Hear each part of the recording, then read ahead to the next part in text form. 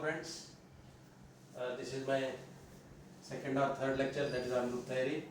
So here G is said to be a group. Basically, if it is a non-empty set, some elements are there, then it is said to be a group. So you have to know all the postulates or axioms or laws, right? So just you once again recap yourself, because already in the last class I have given G is said to be group if it satisfies the conditions like closure law, associative law, existence of identity element, inverse, and in addition to this, if G satisfies the commutative property, that is A dot B equal to B dot A or A plus B equal to B plus A, then it is called an abelian group. So just you recap these things. So now I will come to prove one, that is to prove the group G.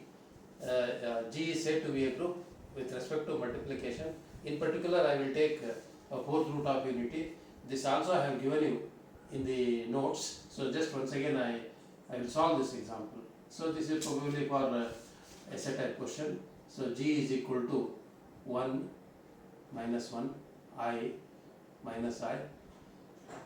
Show that G is a group with respect to multiplication, right? So no solution. So for such examples, we are going to draw an operation table, right? So it is like this. We draw an operation table,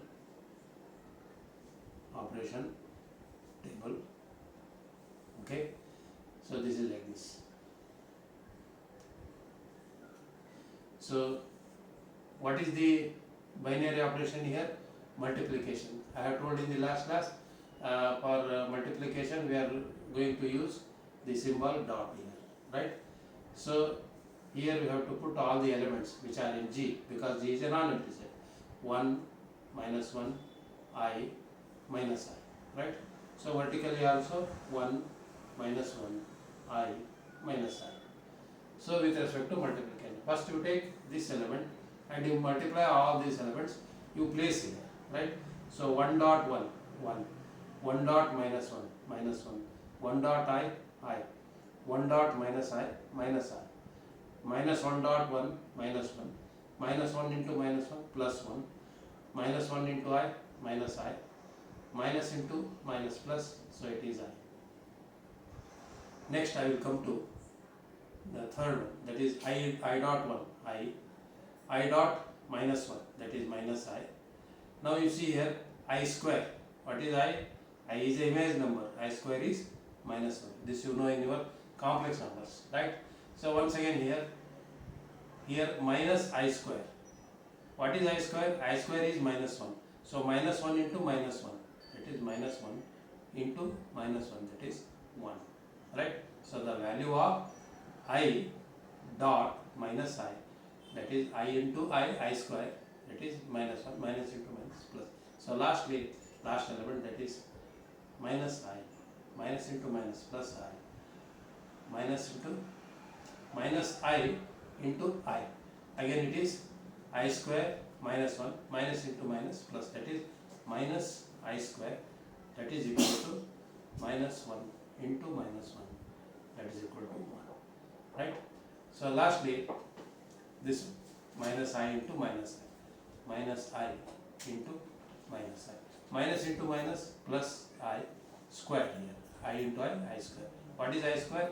I square is imaginary number, therefore it is minus 1. So I square is equal to minus 1. So now if you observe all these elements,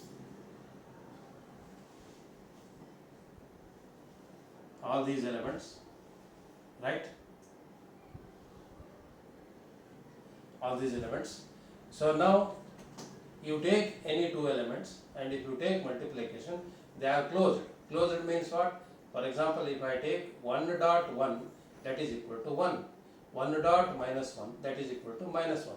So here, if you take randomly any element, that is for example, if I take I dot 1 is equal to I. So in the usual definition what we told, because we don't know, so we defined the set G in general. If you take any two elements, because G is, we are going to call it as a non-empty set. So if you take any two elements, A into B, so it is closed. Means one A comma B, that is A star B, belongs to G. In the similar way, in place of A I will take 1, and in place of B if I take minus 1, that is 1 dot minus 1. 1 dot minus 1 is equal to minus 1.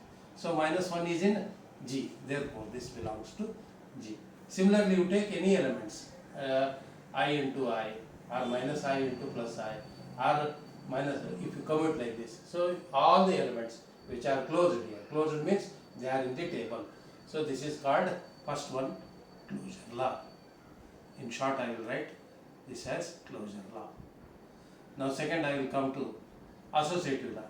For associative law, we require three elements. So randomly I will take 1, comma, minus 1 and I. So what is the structure here? It is like this. A dot B dot C is equal to A dot B dot C. You assign A as 1, B as minus 1 and C as I. So therefore if I put here like this, 1 dot minus 1 dot I is equal to 1 dot minus 1 dot. So if I take left hand side, so this is 1 dot minus 1 dot I is equal to, so minus 1 into I, that is minus I. So therefore 1 dot minus I, so totally it is minus I. Similarly, if I take right hand side, what is right hand side? 1 dot minus 1 dot I. So this is equal to 1 dot minus 1 is minus 1 dot I. So this is minus I. So left hand side is equal to right hand side. Therefore, associative law is satisfied. Associative law is satisfied. Right? So now, third one, that is identity. Generally we speak in colloquial language, what is your identity? Identity card, I card. So like that, if you want to identify any person, he or she must have his identity. That is, if you want to get any book in library, you must have your identity card, where your passport size photo is pasted on that I card, so that you will be identified. In the similar way, in group theory also, a identity, that is for each, that is, if you take G is a non-empty set, with respect to whether it is addition or multiplication, identity element must be there. So now you see, in multiplication, use your common sense rather seeing this example. You take any element, and if you multiply by that one more element, so you have to get the same element. For example, if I take A and if I multiply with 1, so its value is A into 1. So generally identity element is denoted by E. A dot E is equal to E. This is with respect to multiplication. If you take any element, if you multiply it with 1, so it is same element, that is A dot E. Similarly here, you take 1 and if you multiply with any remaining 3 elements, that is 1 dot minus 1 is minus 1, 1 dot I is I, 1 dot minus I is I, 1 dot 1 itself is 1. So therefore here 1 is identity element. How it goes? 1 dot 1 is in G, 1 dot minus 1, this is minus 1, this is in G, 1 dot I, this is I, this is in G, 1 dot minus I, this is equal to minus I, this is in G. So you see the nature here. If you see this string, so each element when it is multiplied by 1, so we are going to get the element, that is 1. So here I.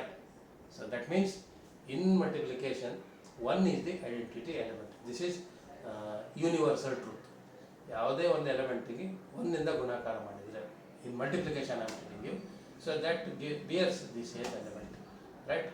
So 26 alphabetic elements are there.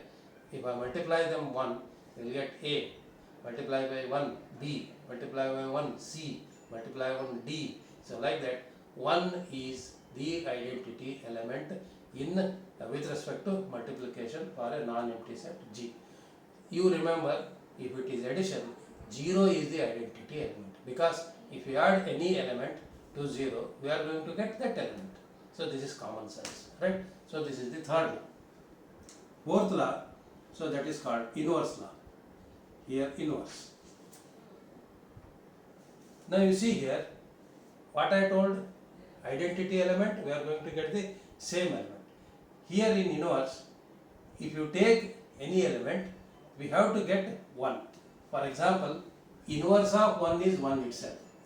Inverse of, we are going to call it as a self-inverse. Inverse of 1 is 1. Right? So the general nomenclature, that is general notation for this inverse with respect to multiplication, it is like this: A dot A inverse is equal to E. What is E? E is identity element. This I have shown already here, right? So if A is there, then there exists A inverse, so that A dot A inverse is equal to E. E already in G. So therefore, existence of inverse and identity element. So in the later class, that is in the next talk, I am going to prove that these two laws, that is inverse law and identity law, they are unique in nature, like that. Okay, we will prove in next class. Okay. So now you see, if you take any two elements, the right hand side must be equal to E. What is E? E is 1 here with respect to multiplication. So for example, I search here minus 1. For this minus 1, you take one element in such a way that right hand side must be 1, and that we are going to call it as its inverse. For example, if I take minus 1 and if I multiply with minus 1, its value is 1, because 1 is identity element. Here 1 is identity element. Therefore, inverse of minus 1 is minus 1 itself. Am I right? That is minus 1 into minus 1 is equal to 1. 1 is identity element. Right? So similarly, if I take I, so again you choose the element in such a way that in this operation table, right hand side must be equal to 1. So let me see. I into I square, it is minus 1. We cannot.